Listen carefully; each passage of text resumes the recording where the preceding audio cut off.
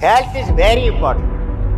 But one thing I want to tell you, my brother in Rameshwaram is 98. In January he became 98. 98. He gave me advice because I am a irregular eating. That is, I don't follow the right time breakfast, lunch, dinner. My brother advised me, you have to follow three things. Number one, walk.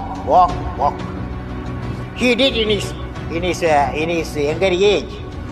So he used to walk minimum 10 kilometers every day. Walk. Second one, eat at regular time. He eats even now 8 o'clock in the morning, 1 o'clock lunch, and then dinner 8:30, and sleep 9 o'clock. Okay? But I can't afford to do that. But I want to tell you all of you, regular eating and regular exercise